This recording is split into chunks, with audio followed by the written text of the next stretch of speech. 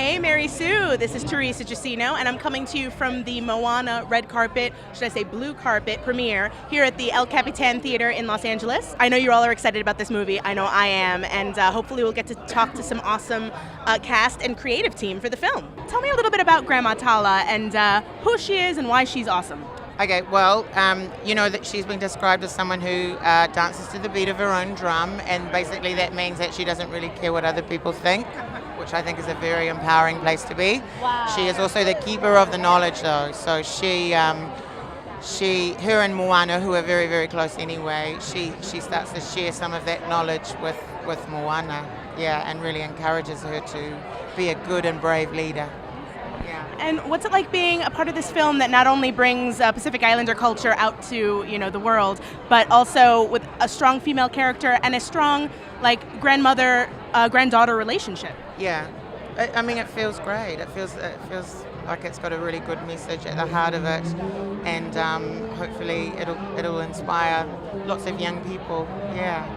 Oh, to me, it's just one of the great joys was that we were able to find and create a character who has so much warmth and love and compassion, and yet this incredible courage and the ability to save her world. I'm really, really proud of MOANA.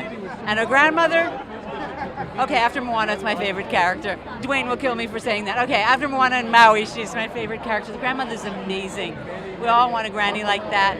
I had a mother like that who inspired the grandmother for us, and Ali has a mother like that, a mother with strength and power, and yet a great sense of humor and so much love. And an amazing back tattoo. Hello. First of all, I'm a huge fan of your music, and I was so excited to hear that you are a part of this film. What's the song that you're doing for the soundtrack? The song I'm doing is the end credit soundtrack, which is called, not the end credit soundtrack, excuse me, the end credit song, which is called How Far I'll Go. It is, I think, my favorite song off the entire thing, and not being biased. I just love that song. I think it's so great, and it's about, MOANA trying to, fight the feeling of wanting to explore outside of what she's used to and outside of what she's told, So, I don't know, and kind of going back and forth with that, and I really resonate with that song just because growing up in a traditional Italian family, I kind of was always stuck doing the same thing, and wanting to do music and wanting to pursue outside of that was very much like, a taboo thing. So I kind of felt the same, and I don't know, I just like the song, and I'm glad to be a part of it. Did you get to choose it, or did they give it to you?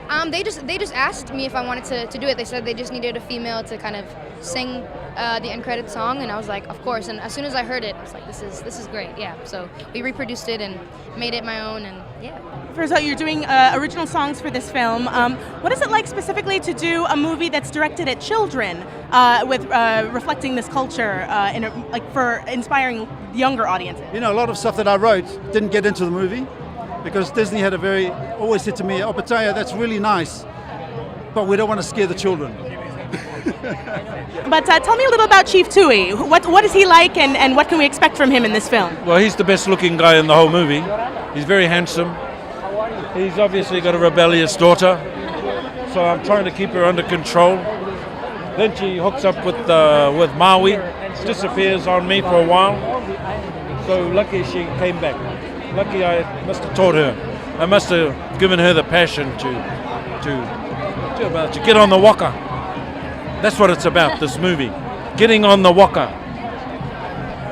Paddling your waka, using the paddle, and get somewhere on your waka. Too many walkers stuck at the waka station, going nowhere. I'm a big fan of you guys. Yeah. Awesome. What was it like to do the research for capturing this culture? I know it was really elaborate. Can you talk a little about that? Yeah, to me that's one of the most exciting things about this movie is the deep dive into research, and that's something that we try to do in every movie. But for this one, where there was so much culture, so much music, so many beautiful people to meet, that was, in my mind, like one of the... Most people don't have they don't get that opportunity, and for us to have that was amazing. And where did the story of MOANA come from? What was the origin of that idea? Originally, so Ron and John had thought about it for a long time, and they'd always been inspired by the myths in that part of the world. But they actually looked at the true history, where 3,000 years ago, the people of the South Pacific were all over all of the islands, and for some reason, 1,000 years ago, it stopped for 1,000 years. And no one knows why it stopped, and no one knows why it actually started again. And that was the jumping off point. They said, well, wouldn't it be amazing if a young female navigator is the reason why it began again?